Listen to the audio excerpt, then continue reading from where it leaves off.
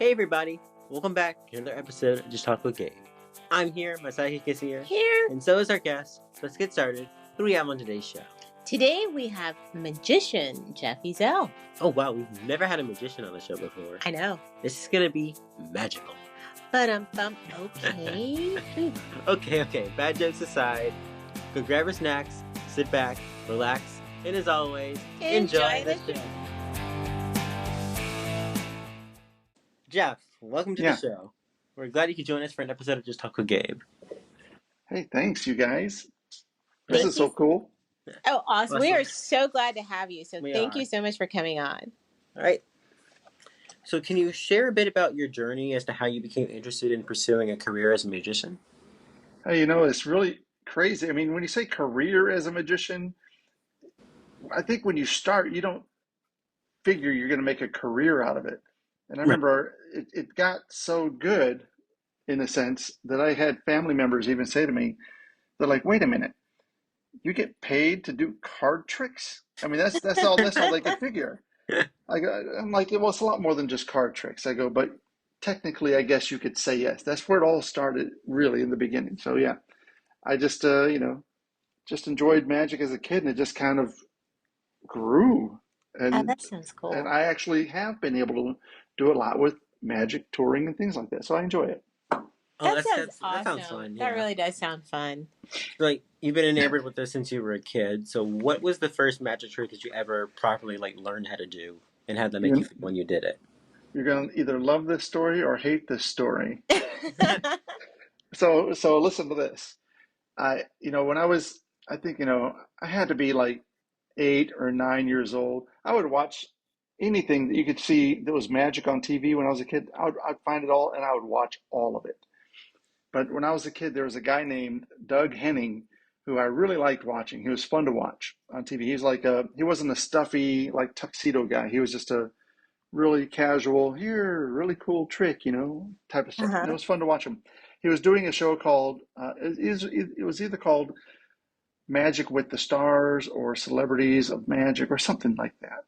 But he was using two of the top lady talents of those years. I think one was from Happy Days, and the other one, I can't remember who the other lady was. Just off the top of my head, I can't. But either way, he had both ladies on stage with him, and they were both dressed nice outfits. One had a dress on, one had a pantsuit on. One outfit was all blue, one outfit was all yellow. He put these two ladies in two separate boxes, like he's going to cut them both in half, and that's what he did. Cuts them both in half, and then he switches the legs to the other person. So now the lady opens up the box. She's got a yellow top and a blue bottom. The other one's a blue top, yellow bottom. They both hop out. It was very cool to see. I thought that was such a cool thing. And I was only a kid, but in my mind, I was like, I'm going to do that trick. Oh, that's so cool. The very next day, in our basement, I grew up in Michigan. So in our basement, we had an old refrigerator box. And I took this old refrigerator box, brought it up to the living room, put these little carpenter horses up, and put the box on it. And I had a brother who's like 5 years younger than me. So he's like 3 or 4 years old. I said, hey, crawl in the box. I saw this really cool trick. You're going to love it. He's my little brother. He's young. He listened. He crawled in the box. I got a saw, and I started going at the box. Oh, my gosh. Not even kidding.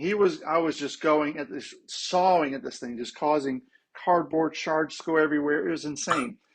My mom walked in literally at the perfect moment, and her level of scream was insane.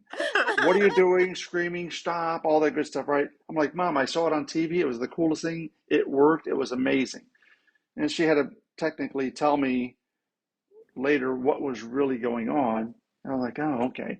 I mean, think about it, though. If she didn't walk in at that moment, Poor brother. Yeah, my poor brother. He would have literally been my half brother. Yeah, he totally would have been your half brother. Yeah, 100%.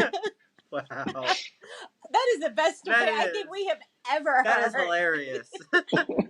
Oh my God. You're now, okay, I have to ask, is your brother okay? I mean, is he kind of traumatized by that? No, he's great. He's great. He's an incredible guy, 100%. Okay, good. That's cool. That's right. awesome. That was the That best. That was, was the yeah. best story. Right. So, like, speaking of like these tricks and things, like, if you could magically perform like any sort of trick, no matter how impossible, what would it be? Okay, so there was and I call this like is like a myth or a legend type of thing, right? Uh huh. And what I mean by that, there's a magician named Thurston, and he was popular for doing or being known for doing a trick called the East Indian rope trick.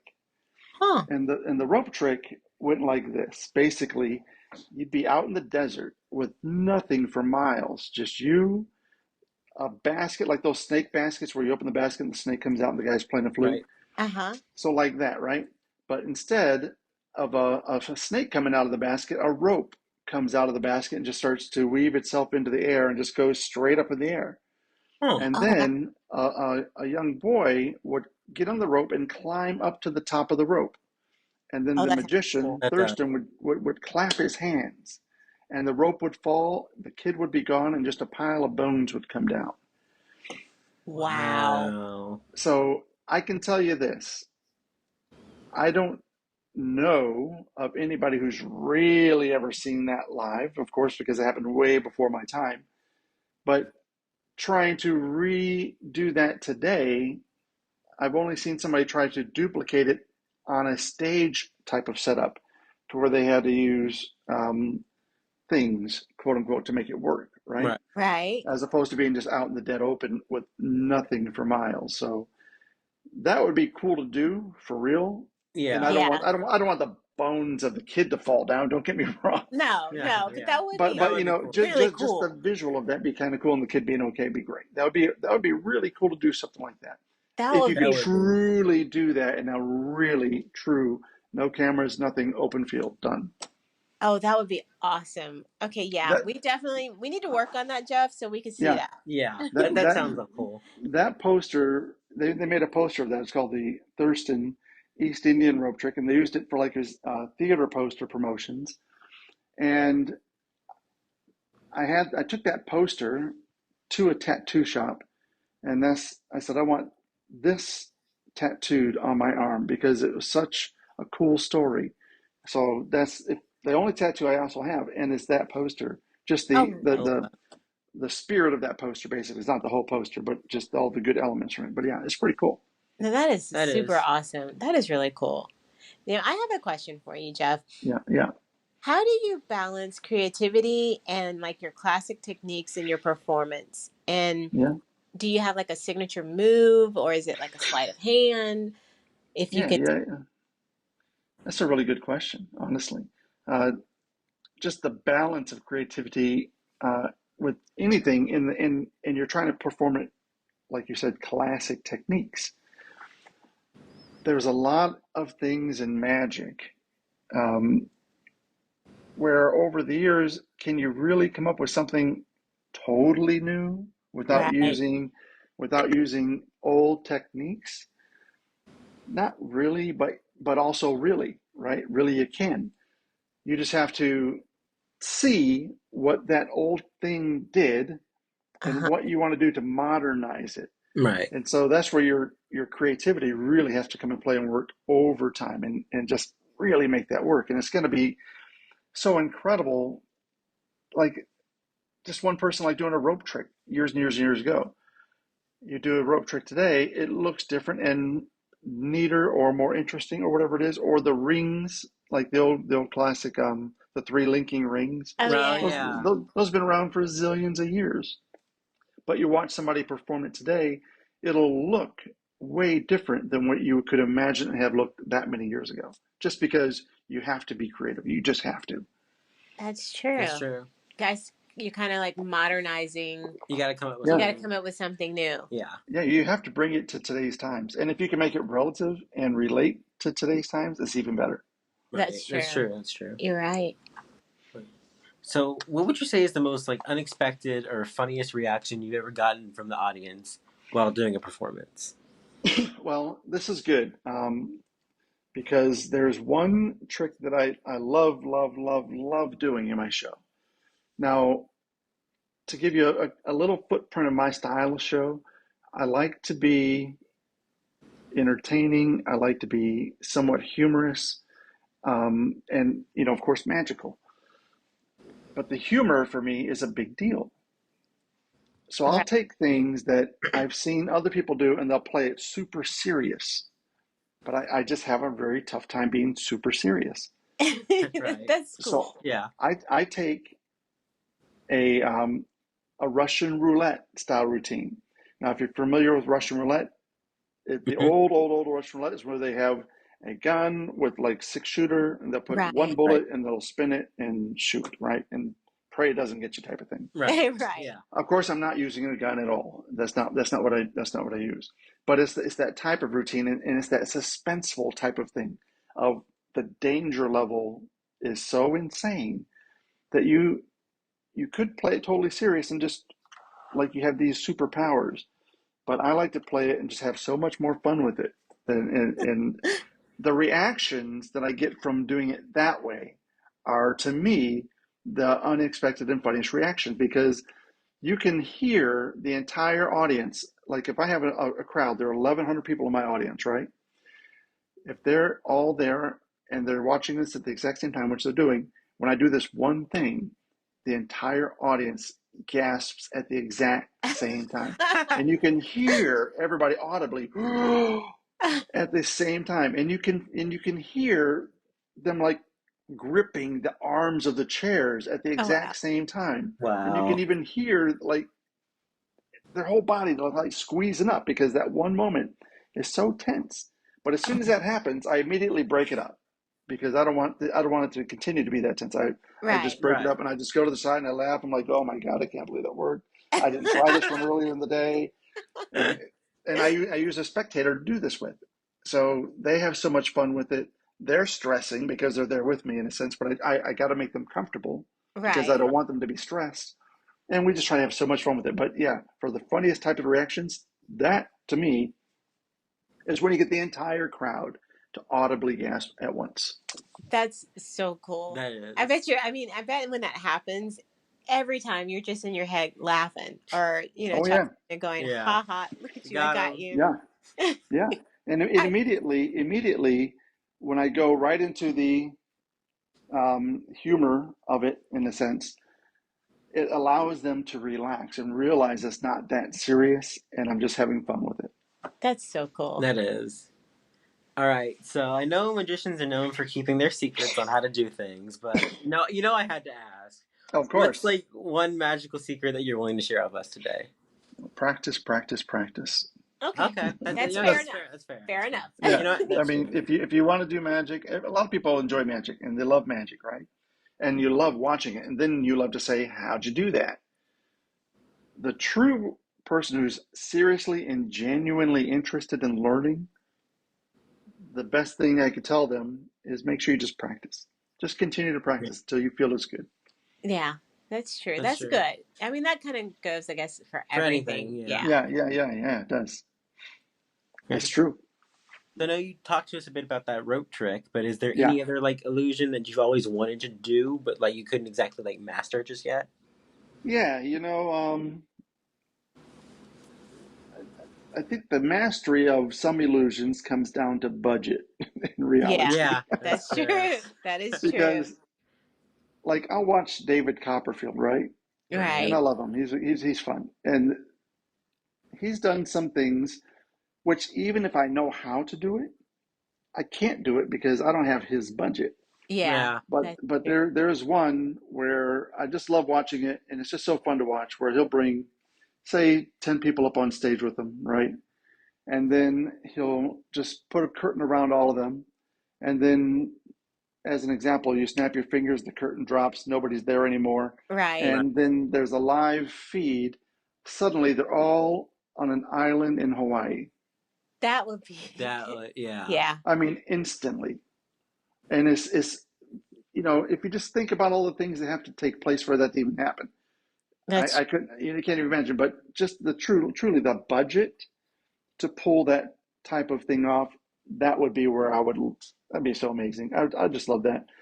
Budgets, though, do not replace entertainment and humor. They don't, right. right. because you can have the biggest budget and your show could be a complete flop. It won't That's even That's true. matter. true. You're right. but you still have to be able to connect with your audience and still have fun with your crowds.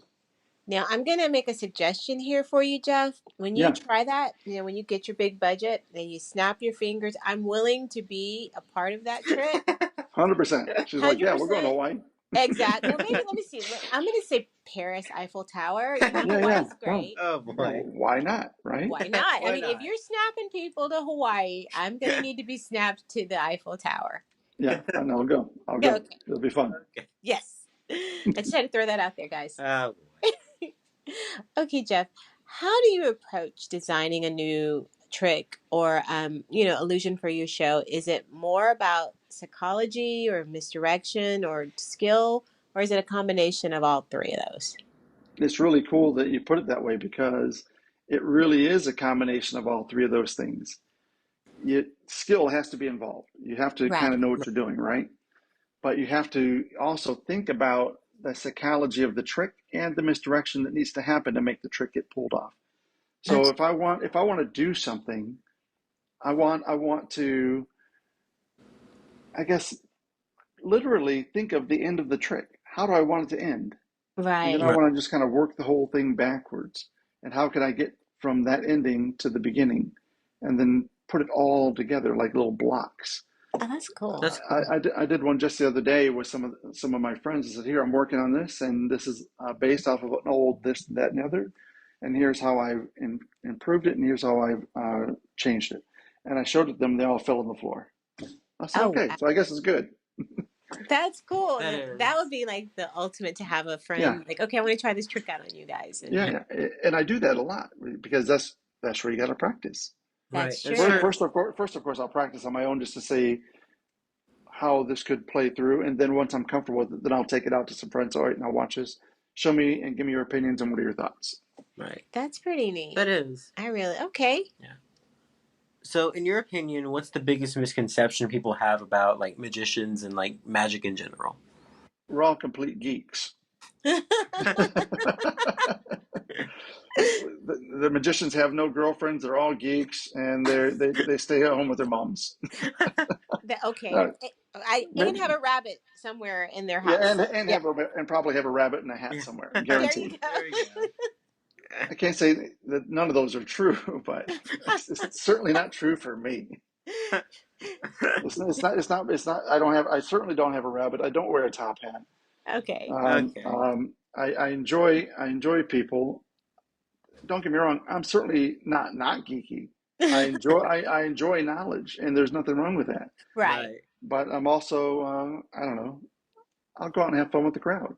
Oh, see, there you go. There you go. So that is like the biggest misconception. Business misconception. Kind of like done away with. That's a good one. That is a good one because I didn't even think of that. Yeah. So there you go. And they're all broke, and they all carry a pack of cards. Oh yeah, I do carry a pack of cards. I was just going to ask you, do you carry a pack of cards? I tell people I'm a card carrying member. Yeah. Oh, there we go. There you go. There we go. So what role does storytelling play in your magic performances? Do you have like any like narratives or themes that you weave into your shows? Yeah. I like stories at times. I think there's a time and a place in your show for a story, but not the entire show necessarily. Right. There could be a theme, but not like just long drawn out story when you should be doing some magic. Right. So I mean, storytelling, don't get me wrong, it's great, and it does help deliver a trick sometimes nicely, really, really well, especially beginning, middle, end, and you get the story in there, and you do something with the trick in here and involve the crowd. Those are great. I love those. Right. But I'm not personally one that likes every single trick to be a story. I think stories are wonderful, and I do use them 100%. And I tell a couple stories in my show, but it's not the entire show. Okay, that makes sense. Yeah, that definitely makes sense. So like, how is it that you pick your themes though, so to speak? Well, I like things that are, what can I say it like? I like things that will grab your attention. Okay. It doesn't have to be like a scary type of show because it's not. I'm also not necessarily scary. But I love haunted stuff. So I have one trick in my show where I explain that this box is haunted, 100% haunted. And I'm going to show you what happens when we do something with this box. And I bring people up on the stage and let them experience it themselves in front of the crowd so they can say, it's not me, I'm not touching anything. And it still does the same things it's supposed to, even when they do it. But I tell the whole story about how the box came to me and how I got the box and how I got it from the person who received the box. So I enjoy telling that story because it makes people stop and think a little bit. Oh, that's kind of neat. That sounds cool. I think we're just going to have to come to a show for sure. Yeah. Yeah, I'm doing one tonight, as a matter of fact. All right, guys, we're going to go on a quick commercial break. Jeff, would you stay with us so we can have some fun in the next round? Yeah, I'm all about it. All right, we'll be right back, guys. This episode of Just Talk with Gabe is brought to you by The Sky Is Not the Limit. Hey guys, my name is Nicholas Buwama. I'm the 12-year-old creator and producer of the new TV show, Nick's House. I'm thrilled to announce the release of my 4th book, The Sky Is Not the Limit. Positive affirmations to help you rise above the sky. Available February 1st. To order your copy, visit nicholasbuwama.com or go to Amazon and type in Nicholas Buwama. That's B-U-A-M-A-H. Like always, thank you for your support. Welcome back to the show, everybody. Oh, welcome back, guys. Alrighty, let's get into the fun round. The fun round. I like the fun round. All right, so Jeff, what is your favorite city and why? Okay, so I have to say my favorite city, even if it's not a popular answer, is the city that I grew up in, is Detroit, Michigan. I grew up there, and it's just where a lot of my roots are. Don't get me wrong, I had a few years in Tennessee from ages of 12 to 15, but all my other years were in Detroit, from basically birth till 18 when I left. And that's why. I mean, Detroit is not bad. I mean, we get you, we get Eminem, and we get Motown. So see, there you go. And for Eminem and me, we were somewhat neighbors in a sense, not at the same time, but we lived in the same area. Oh wow! Well, see, that's awesome. That's awesome. Yeah. Okay, so Detroit, that's one we've never heard before. So there we go. Yeah, most people will probably say like L.A. or New York or Chicago L.A., or something. New York, like, yeah, that's interesting. I'm from Detroit. There you go. There you go. So if you could perform for any person, like in history or like past or present, who would it be? And what trick would you show them? I think for me, it would be fun to perform for, say, some of the early presidents. Oh, that would be cool. That would be cool. But being able to do it with things that I know today. Yeah. Yeah, that because would be they would be freaked out. Probably. You might get in trouble there, Jeff. I don't know. See, imagine. Sounds funny though. In those days, those guys, they loved playing cards and they gambled. Oh yeah. If I took their cards and did what I do with my cards today with their cards, they start a new religion. Yeah, just to me. True. You're right. That would be kind of cool. That would be funny. All right. So if you could choose any animal to be your life coach, what animal would you choose? Which animal likes to eat the most food? Is there an animal that doesn't like pizza? I don't know. No. I don't know. I think all of them like pizza. I think animal would eat a pizza if it came down to it. I think so. Yeah. I mean, geez, choose an animal to be your life coach. That was a tough one. Yeah.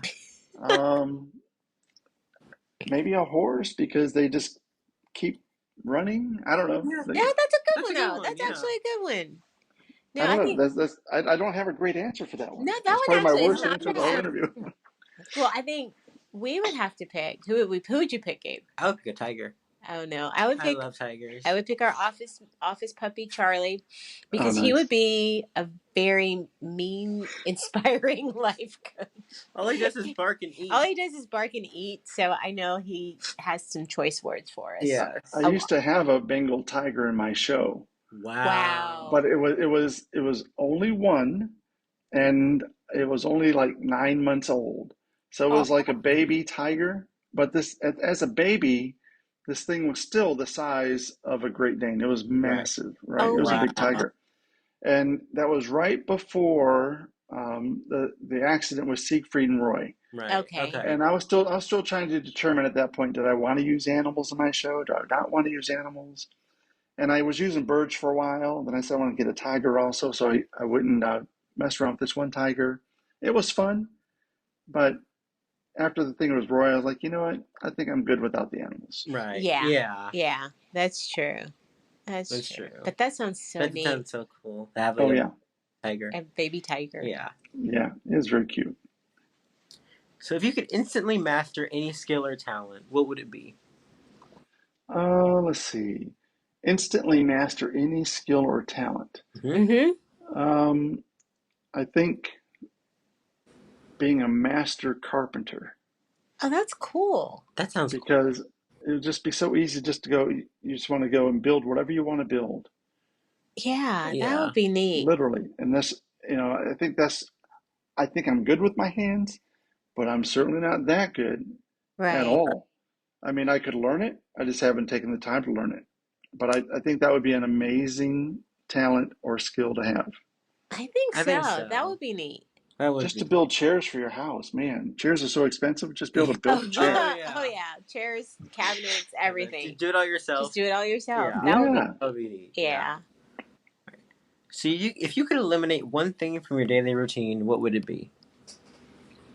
Gas. Oh yeah. Yeah. Absolutely. Having to always get gas. I guess that's not a daily routine because you get gas only when you need it, but you use a lot of gas in there. But gas is a necessity, so I have to go get it.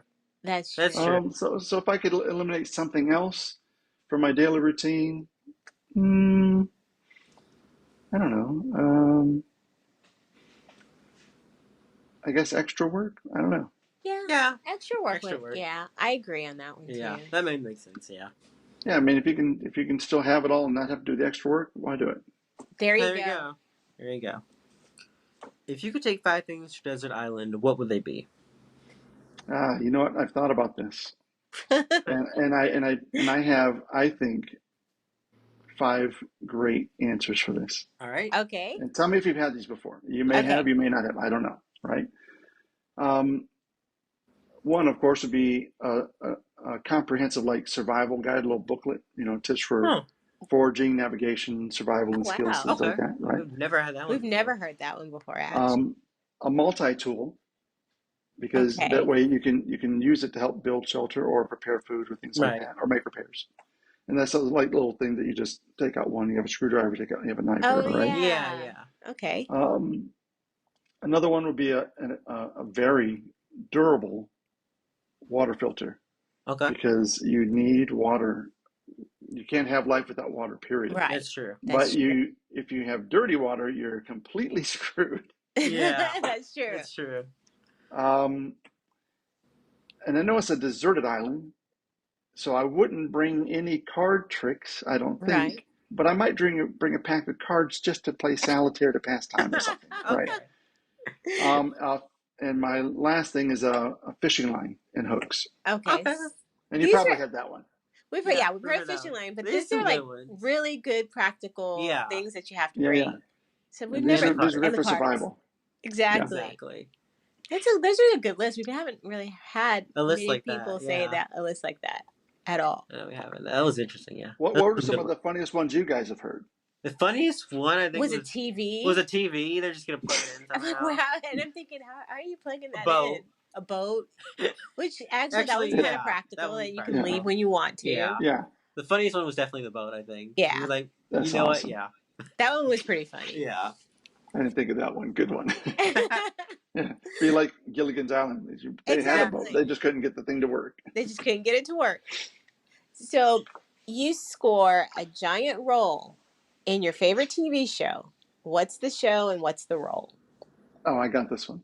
I want to be the host of Survivor. Oh yeah. That would be fun. That would be fun. Really I think it'd be fun just in general to be on Survivor. But as the host, you get to go to bed in your own bed each night and eat a decent meal every day. And you still get to torture the people and have fun with them. Oh, that would be so much fun. That would be. Yeah. I think that for me, I love reality shows. Yeah. I like reality stuff. I like live entertainment. I like things like that. So that appeals to me. But Survivor, I think I've watched every single season since year one. I Oh, love the show. Wow. You know, I don't think I would make it past first hour on Survivor, No, but I could be I the would. host. I could not make it, but I definitely be the host. Yeah, that sounds like fun. That does. Yeah. That's a great answer. Yeah. Alrighty. So sushi or barbecue? Barbecue, 100%. There we go. Barbecue's amazing. Yeah. I love it. And people ask me why. I'm like, one, I'm not a big fish eater. Right. Overall, unless I'm stuck on a desert island, which I'm into fishing. I will eat the fish to survive. But if it's just, do I have a choice of sushi or barbecue? I'm going to go for barbecue. Oh, if they tell me it's barbecue sushi, I'll be like, all right, I guess I'm still eating it. But I'll try it. Oh, there's barbecue in it, so. See, I couldn't survive on a desert island because I'm allergic to seafood. So. I mean, coconuts exist. I mean, coconuts. Yeah, I'm allergic to seafood too, but coconuts. Yeah, I could do the coconuts. Yeah. I'm a bad huntress, though, so I couldn't just hunt the wild. Yeah. So I'm with you, Jeff.